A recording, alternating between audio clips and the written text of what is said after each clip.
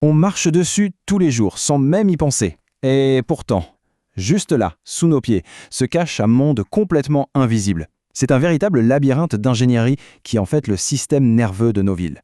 Aujourd'hui, on va explorer ce qui nous soutient. Vraiment. On est souvent fasciné par les gratte-ciel, par tout ce qui monte vers le ciel. Mais est-ce qu'on se demande ce qui les ancre au sol?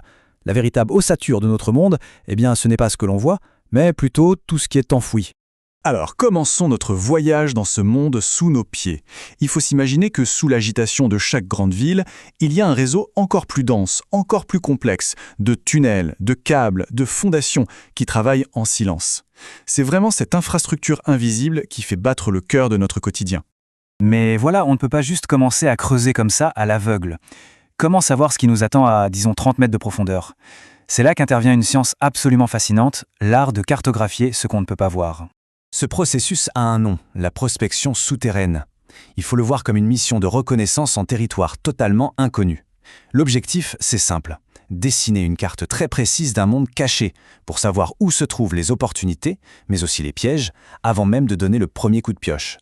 Parce que creuser sans savoir ce qu'il y a en dessous, ce serait un peu comme naviguer en pleine tempête sans carte ni boussole. La toute première étape, c'est donc de voir l'invisible. Et ça, c'est grâce à la géophysique. C'est la science qui donne, en quelque sorte, des yeux aux ingénieurs pour lire à travers le sol. Alors, comment ça marche concrètement? Eh bien, c'est un peu comme une échographie médicale, mais pour la Terre. Premièrement, on envoie un signal, des ondes d'énergie dans le sol. Deuxièmement, on écoute. Des capteurs viennent lire les échos, c'est-à-dire la façon dont ces ondes rebondissent sur les différentes couches de roches ou de terre. Et enfin, toutes ces données permettent d'assembler le puzzle et de construire une carte, un modèle 3D de tout ce qui se cache là-dessous. Une fois qu'on a cette carte en main, l'exploration cède la place à la construction. C'est à ce moment-là qu'on passe de voir l'invisible à bâtir dedans. Et là, on entre dans le monde incroyable de l'ingénierie souterraine moderne. Avec cette carte détaillée du sous-sol, les ingénieurs ne sont plus des aventuriers qui avancent au hasard, non, ils deviennent des chirurgiens. Ils peuvent choisir l'outil parfait pour chaque situation. Parce que, évidemment, creuser dans de l'argile ou dans du granit, ça n'a rien à voir. Justement, prenons deux méthodes radicalement différentes. D'un côté, il y a la méthode un peu brutale, la tranchée couverte. On ouvre littéralement une cicatrice dans la ville, on construit le tunnel et puis on referme. C'est efficace pour ce qui est proche de la surface, mais c'est un vrai cauchemar pour la vie quotidienne.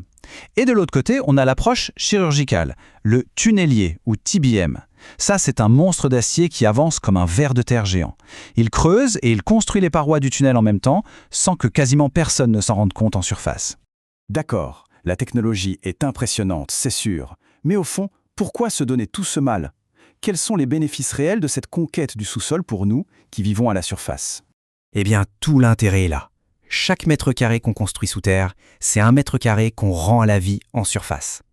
Ça veut dire qu'on peut remplacer des routes par des parcs, on peut cacher tous ces câbles et ces tuyaux disgracieux, on peut créer des transports rapides, fiables, à l'abri des bouchons et de la météo. En bref, on permet à la ville de respirer. Pour bien comprendre l'échelle, un seul chiffre, 5 millions. C'est énorme. C'est comme si toute la population de la Finlande se déplaçait chaque jour sous la ville de Paris. C'est une ville entière qui vit et qui bouge dans ce monde souterrain. Et tout ça, ça n'est possible que grâce à cette ingénierie. Mais tout ça, ce n'est qu'un début. Le sous-sol, ce n'est pas seulement le support de nos villes actuelles. En fait, ça pourrait bien être le territoire de nos villes du futur. C'est la nouvelle frontière à explorer.